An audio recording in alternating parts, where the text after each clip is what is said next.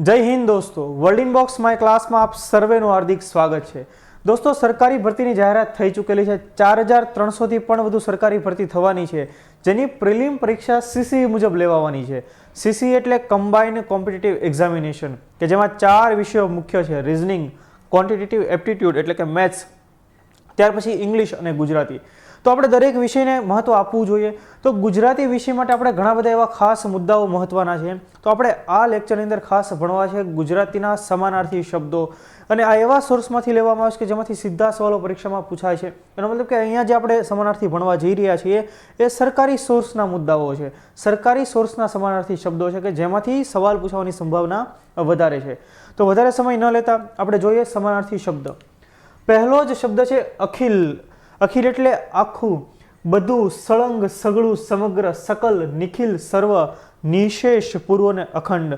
અખિલ જગમાં છે કો મારું, બૂમ મેં એક પાડી. એટલે કે આખા જગતની અંદર, આખા વિશ્વમાં છે કોઈ મારું. અખિલ એટલે થશે સમગ્ર. જો મોટાભાગના સમાનાર્થી શબ્દો આપણી માતૃભાષાઓથી આપણને ખ્યાલ આવી જતા હોય, પણ ઘણી વખત એક એક એવા વિરોધાભાસવાળા જે શબ્દો હોય એ પણ તમને પૂછતા હોય કે આપણને લાગે કે આનો અર્થ આવો હશે, પણ હકીકતમાં એવો અર્થ નીકળતો હોતો નથી.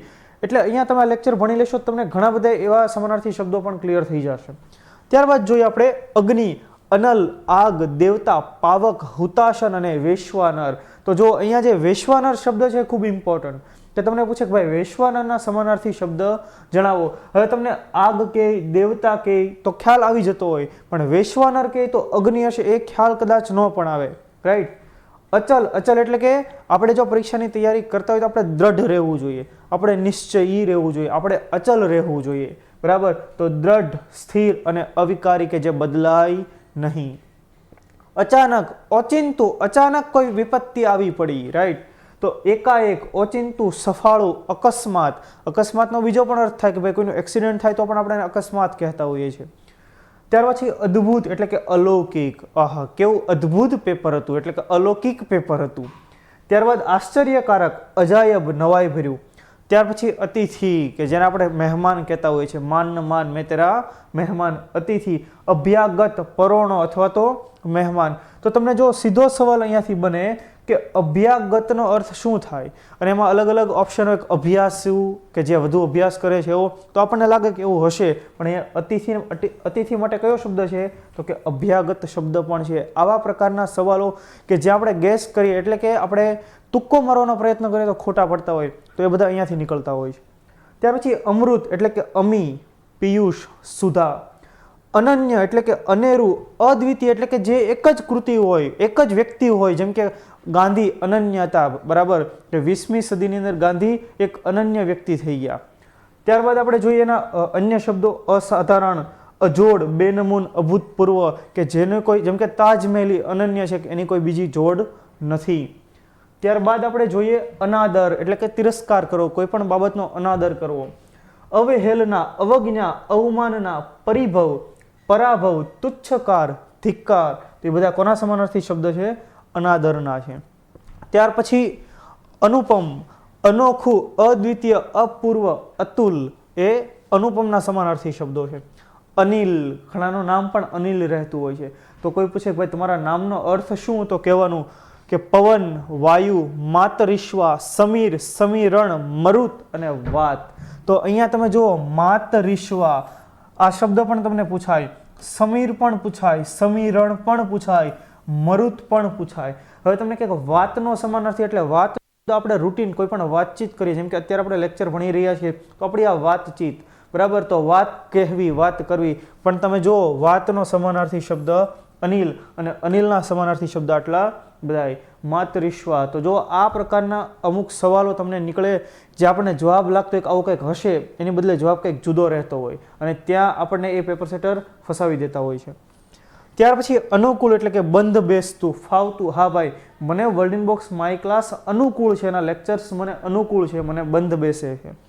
માફક, રૂચતું, સગવડ ભર્યું.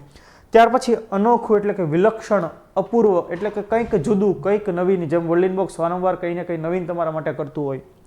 અપમાન તો અનાદર, અવમાનના, અવહેલના, ઉપેક્ષા, તિરસ્કાર. અભિમાન એટલે કે ગર્વ, અહંકાર, અહમ, દર્પ, ઘમંડ. ત્યાર પછી અભૂતપૂર્વ, અનન્ય, અજોડ, અદ્વિતીય, બેનમૂન. ત્યાર પછીના સવાલો અરજ. અરજ કરવી એટલે વિનંતી કરવી. ઘણી વખત આપણે કોઈ અધિકારી હોય તો આપણે એને અરજ કરીએ અને વિનંતી કરીએ કે સાહેબ મારું આ કામ કરી આપો એમ, બરાબર. તો અરજ કરવી, વિનંતી કરવી. વિજ્ઞપ્તિ, અરજી, વિનવણી અને અનુનય. ત્યાર પછી અર્વાચીન. અર્વાચીન એટલે આધુનિક, વર્તમાન, મોડર્ન જેને આપણે કહેતા હોઈએ. ત્યારબાદ અલ્પ, ક્ષુલ્લક, સહેજ, જરાક, નજીવું, થોડું, કે ભાઈ કોઈ વ્યક્તિ XYZ વ્યક્તિ બહુ અલ્પ જીવો પણ સારું જીવો, થોડું જીવો પણ સારું જીવો. ત્યાર પછી અવાજ એટલે કે સાદ. આપણે કોઈને સાદ પાડીને બોલાવીએ તો સાદ. શોર, અવાજ કરીએ, વધુ ઉચ્ચ લેવલનો અવાજ, હાઈ લેવલનો અવાજ. ઘોંઘાટ, ધ્વનિ, નાદ, સ્વર. ત્યાર પછી અસુર એટલે કે રાક્ષસ, દૈત્ય, દાનવ અને નિશાચર. આશા, ઈચ્છા, કામના, અભિલાષા, મનોરથ, સ્પૃહા, અપેક્ષા. તો આ બધા કોના શબ્દો છે? સમાનાર્થી શબ્દો. આશાના. હા ભાઈ અમને આશા છે કે ભાઈ અમે સરકારી ભરતી પાસ કરી લઈશું, અમને એવી ઈચ્છા છે, અમને એવી અપેક્ષા છે, પણ એના માટે આપણે મહેનત પણ કરવી પડશે. ત્યાર પછી આકાશ એટલે કે નભ, અંબર, ગગન, વ્યોમ. આ સવાલ પણ આપણા માટે ઇમ્પોર્ટન્ટ. આસમાન, આભ, અંતરિક્ષ. ત્યાર પછી આનંદ. ભાઈ આપણે જો ભરતી પાસ કરી લઈએ તો આપણને આનંદ આવે. આ લેક્ચરમાં પણ તમને ખૂબ મજા પડતી, તમને આનંદ આવે, હર્ષની લાગણી જન્મે. તો હર્ષ, આમોદ, ઉલ્લાસ, આહલાદ, પ્રમોદ, ઉમંગ, ખુશી, હરખ, હોશ. તો તમે કમેન્ટ કરજો કે ભાઈ તમને આનંદ આવી રહ્યો છે કે નથી આવી રહ્યો, બરાબર. કોઈ પણ એક શબ્દ આમાંથી કમેન્ટ કરીને તમે જણાવજો. ત્યારબાદ આભૂષણ, જેના માટે આપણે હંમેશા ઝઘડાઓ થતા જોયેલા હોય છે, બરાબર. આભૂષણ તો કે અલંકાર, ઘરેણું. એના માટે એક શબ્દ પણ છે આભરણ. આ શબ્દ પણ તમને પૂછાય. ત્યારબાદ જોઈએ આલેખન, લેખન, નિરૂપણ, ચિત્રણ. ત્યાર પછી આસપાસ. આસપાસ એટલે આજુબાજુનું, પણ એના માટે અન્ય પણ એક શબ્દ છે ચોપાસ એટલે કે આજુબાજુનું.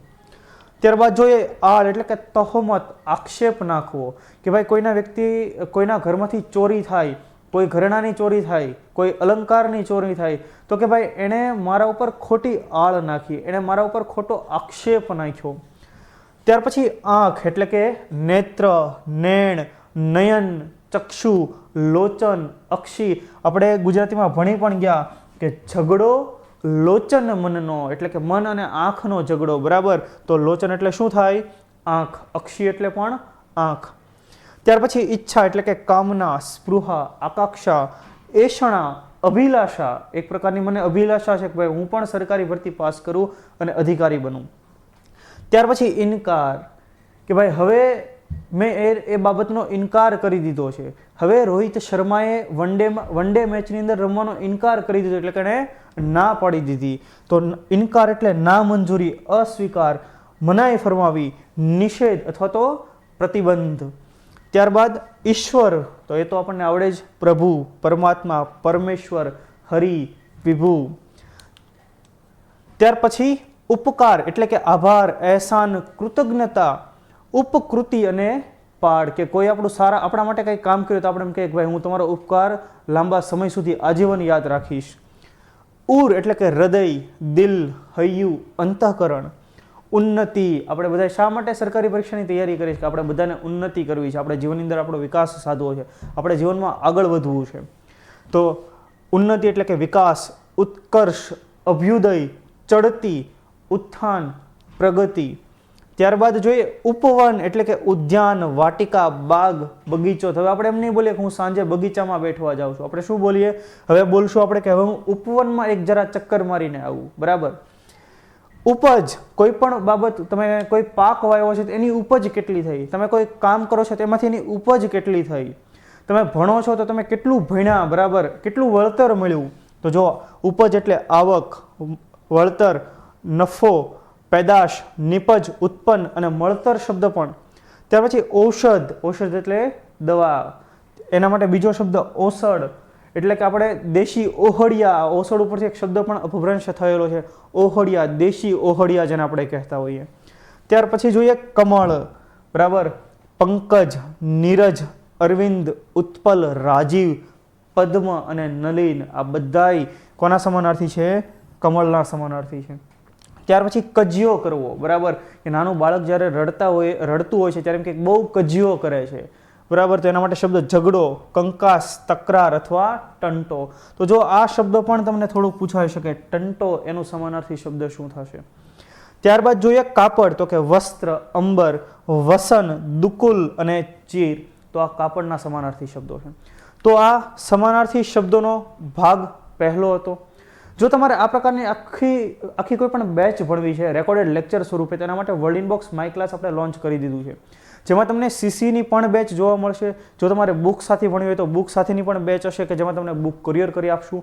તમારે કોઈ ફાઉન્ડેશન જનરલ બેચ ભણવી છે તો એ પણ મળશે, અને કોઈ તમારે સિંગલ સબ્જેક્ટ કોઈ પણ એક વિષય ભણવો છે જે તમારો નબળો છે તો એ પણ તમને ખૂબ નજીવી કિંમતે ભણવા મળશે. તો આજે જ તમે ડાઉનલોડ કરો world inbox my class app, કે જેની અંદર આટલી ફેકલ્ટીઓ છે, 23 વિષયો છે, 2472 વિડીયો છે અને 780થી વધુ કલાક, 781 કલાકનો કન્ટેન્ટ પણ છે, ડિજિટલ બોર્ડ સ્વરૂપે તમને મળી રહેશે. ડિજિટલ બોર્ડ ઉપર આપણે ભણાવેલો કન્ટેન્ટ છે, રાઈટ. તો આજે જ ડાઉનલોડ કરો world inbox my class app. Thank you.